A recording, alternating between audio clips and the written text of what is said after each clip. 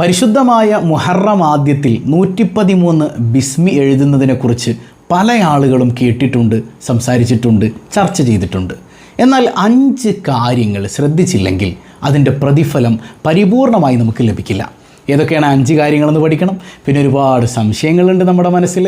ഹൈലുള്ളവരെന്ത് ചെയ്യും, വയസ്സായവരെന്ത് ചെയ്യും, ഇനി നമുക്ക് റൂൾഡ് ബുക്കിൽ എഴുതാൻ പറ്റുമോ അല്ലെങ്കിൽ വരയുള്ള പേപ്പറിൽ എഴുതാൻ പറ്റുമോ, അങ്ങനെ തുടങ്ങി ഒരുപാട് സംശയങ്ങളുണ്ട്. ആ സംശയങ്ങൾക്കൊക്കെ നമുക്ക് ഉത്തരം പറയണം. ഏതായാലും അല്ലാഹു റബ്ബുൽ ആലമീൻ എല്ലാ അപകടങ്ങളിൽ നിന്നും സുരക്ഷിതത്വം ലഭിക്കുന്ന ഒരു കൊല്ലം സമ്മാനമായി തന്ന് നമ്മെ അനുഗ്രഹിക്കുമാറാകട്ടെ.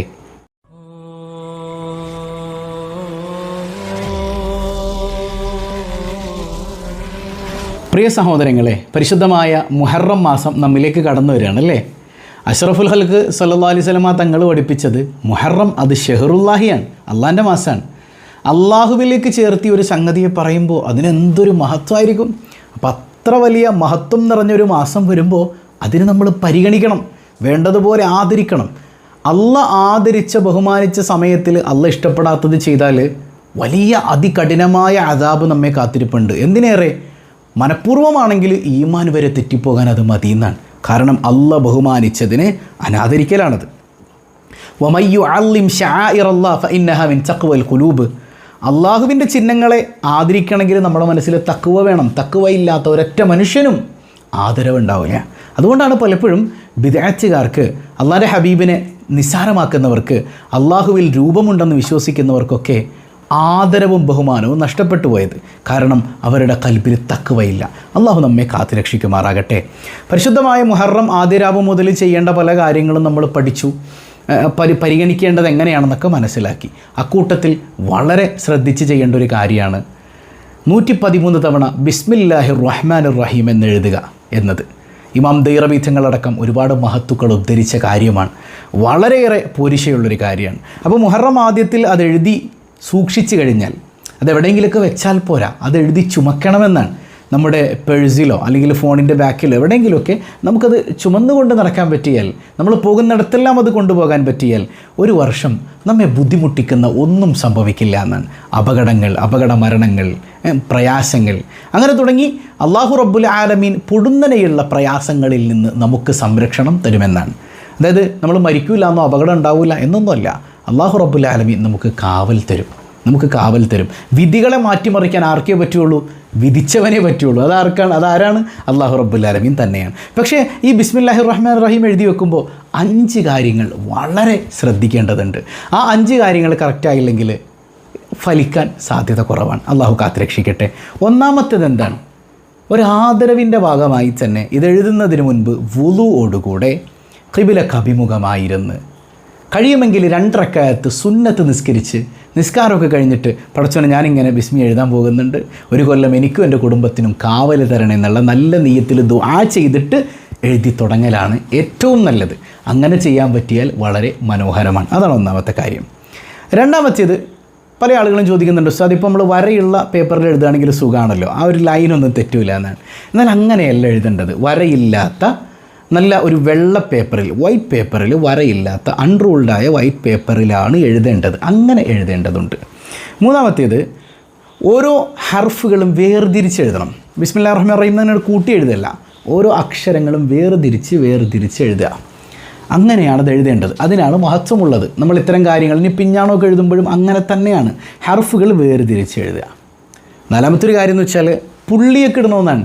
ഇപ്പോൾ ബിസ്മില്ല ബാ ഇനി പുള്ളിയുണ്ട്, പുള്ളി വേണ്ട. പിന്നെ മീമ് കെട്ടുപിണഞ്ഞതാണ്, അവിടെ നമ്മൾ ആ മീമ് കൂട്ടിച്ചേർക്കണ്ട, മീം ഇങ്ങനെ തുറന്നിരിക്കട്ടെ ഇല്ലേ. അങ്ങനെ പുള്ളിയും ഇതുപോലെ തന്നെ കാര്യങ്ങൾ ഇടാത്തതിൻ്റെ മെയിൻ ഒരു കാരണം എന്ന് പറഞ്ഞാൽ നമ്മളിത് ശരീരത്തിൽ ചുമന്നുകൊണ്ട് കിടക്കുമ്പോൾ ചിലപ്പോൾ ഏലസായി കെട്ടാം, നമുക്കത് പെഴ്സിൽ വെക്കാം, അല്ലെങ്കിൽ ഫോണിൻ്റെ താഴെ വെക്കാം, എങ്ങനെ വേണമെങ്കിലും ചെയ്യാം.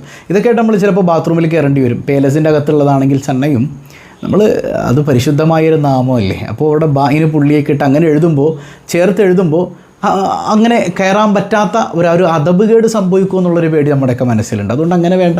എഴുതേണ്ട രൂപം എന്ന് പറഞ്ഞാൽ ബായിനൊന്നും പുള്ളിയില്ല, ഹർഫുകൾക്ക് പുള്ളിയില്ലാത്ത രീതിയിൽ കെട്ടി എഴുതാതെ അതിങ്ങനെ വേർതിരിച്ച് തന്നെ എഴുതണം. ഓക്കെ. ഇനി 5ാമത്തെ ഒരു കാര്യം എന്ന് പറഞ്ഞാൽ, നമ്മൾ ഈ എഴുത്ത് മാത്രം പോരാ, എഴുതുന്നതോടൊപ്പം എന്ത് ചെയ്യണം? ഓരോ തവണ ബിസ്മി എഴുതുമ്പോഴും ചൊല്ലണം. ബിസ്മില്ലാഹിർ റഹ്മാനിർ റഹീം, ബിസ്മില്ലാഹിർ റഹ്മാനിർ റഹീം അങ്ങനെ ചൊല്ലണം. ചില ആളുകളുടെ സംശയമുണ്ട്, ഉസ്താദെ നമ്പർ ഇട്ട് എഴുതാൻ പറ്റുമെന്നാണ്. കാരണം 113 എഴുതുമ്പോൾ നമ്പർ തെറ്റിപ്പോയാലോ. നമ്പർ ഇട്ട് എഴുതുന്നത് കൊണ്ട് ഒരു കുഴപ്പവും ഇല്ല. ഇനി മറുപുറത്ത് എഴുതാൻ പറ്റുമെന്നാണ്, ഒരു പേപ്പറിൻ്റെ ഇപ്പുറത്തെ സൈഡിൽ എഴുതാൻ പറ്റുമെന്നുള്ളതാണ്. ഏറ്റവും നല്ലത് ചെറുതാക്കി എഴുതി ഒറ്റ പേജിൽ തീർക്കലാണ്. തീർന്നില്ലെങ്കിൽ മറുപുറത്ത് എഴുതുന്നത് കൊണ്ട് ഒരു കുഴപ്പവും ഇല്ല. അപ്പോൾ ഈ 5 കാര്യങ്ങൾ ശ്രദ്ധിക്കുമല്ലോ, ശ്രദ്ധിക്കാതെ പോകരുത്. ഇനി ചില സംശയങ്ങളുണ്ട് നമ്മുടെ മനസ്സിൽ. കഴിഞ്ഞ കൊല്ലം ഞങ്ങൾ എഴുതി വെച്ചിട്ടുണ്ട്, അല്ലെങ്കിൽ ഓരോ കൊല്ലം എഴുതുന്നുണ്ട്, എന്ത് ചെയ്യും ഞാൻ? ഒന്നും ചെയ്യേണ്ട, അത് സൂക്ഷിച്ച് വെക്കാമല്ലോ. ബിസ്മിയല്ലേ, അത് സൂക്ഷിച്ച് വെക്കുക, അതാണ് ചെയ്യേണ്ടത്. ഇനി സൂക്ഷിച്ച് വെക്കൂല, ആകെ നശിഞ്ഞു പോയിട്ടുണ്ടെങ്കിൽ നമുക്കത് വെള്ളത്തിൽ ഒഴുക്കി കളയാമല്ലോ, കരിച്ച് കളഞ്ഞിട്ട് അല്ലേ. അല്ലെങ്കിൽ അത് ബിസ്മിയാണ്, അള്ളാഹുവിൻ്റെ പരിശുദ്ധമായ നാമം, ബിസ്മില്ലാഹിർ റഹ്മാൻ റഹീം എന്ന പരിശുദ്ധമായ അള്ളാഹിൻ്റെ ആയത്താണ്. നമുക്കത് വീട്ടിൽ സൂക്ഷിച്ച് വെക്കുക, ഒരു കുഴപ്പമില്ല. ഇനി രോഗികളായ ആളുകളുണ്ട്, അവർക്ക് എഴുതാൻ കഴിയില്ലെങ്കിൽ കഴിഞ്ഞ കൊല്ലം അവരെഴുതിയത് അവർക്ക് ഇക്കൊല്ലവും ഉപയോഗിക്കാം. എഴുതാൻ കഴിയാത്ത ആളുകൾ, എഴുതാൻ കഴിയുന്നവരുണ്ടെങ്കിൽ അവരെഴുതുക തന്നെയാണ് വേണ്ടത്. അതാണ് അതിൻ്റെ ഒരു മര്യാദ എന്ന് പറയുന്നത്. ഇനി എഴുതാൻ കഴിയാത്ത അശക്തരായ രോഗികളൊക്കെ ഉണ്ടെങ്കിൽ അവർക്ക് കഴിഞ്ഞ കൊല്ലം എഴുതിയതുണ്ടെങ്കിൽ അത് തന്നെ സൂക്ഷിക്കാവുന്നതുമാണ്. ഇനി പ്രായം ചെന്ന ആളുകൾക്കും അതുപോലെ തന്നെ എന്ത് ചെയ്യാം, എഴുതാൻ പറ്റുന്നില്ലേ, അത് സൂക്ഷിക്കാവുന്നതാണ്. പിന്നൊരു സംശയം, ഉസ്താദെ പീരീഡ്സ് ഉള്ള ആളുകൾ എന്ത് ചെയ്യും എന്നാണ്. ഇനി പ്രായമുള്ള ആളുകൾക്കും കൂടെ അത് പറയാം. പീരീഡ്സൊക്കെ ഉള്ള ആളുകൾ എന്ത് ചെയ്യും? ഞങ്ങൾ എഴുതുന്നതുകൊണ്ട് കുഴപ്പമുണ്ടോ? കാരണം ഞങ്ങൾ അശുദ്ധി ഉള്ള സമയമാണല്ലോ, അങ്ങനെ എഴുതാൻ പറ്റുമെന്നുള്ളതാണ്. ദിക്റാണ് എന്ന നിയത്തിൽ നിങ്ങൾക്ക് എഴുതാവുന്നതാണ്, കുഴപ്പമൊന്നുമില്ല. ഇനി പ്രായം ചെന്ന ഉമ്മമാരുണ്ട്, അല്ലെങ്കിൽ പീരീഡ്സ് ഉള്ളവരുണ്ട്, നിങ്ങൾക്ക് ദിക്റാണെന്ന് മനസ്സിലാക്കിയിട്ട് ഇനി എഴുതാൻ പറ്റിയില്ലെങ്കിലും 113 തവണ മനസ്സറിഞ്ഞ് ചൊല്ലാമല്ലോ, അല്ലേ? അതിന് തടസ്സമൊന്നുമില്ലല്ലോ. മനസ്സറിഞ്ഞ് ചൊല്ലിയാൽ വലിയ പ്രതിഫലമുണ്ട്. കാരണം ഇത് ബിസ്മില്ലാഹിയാണ്.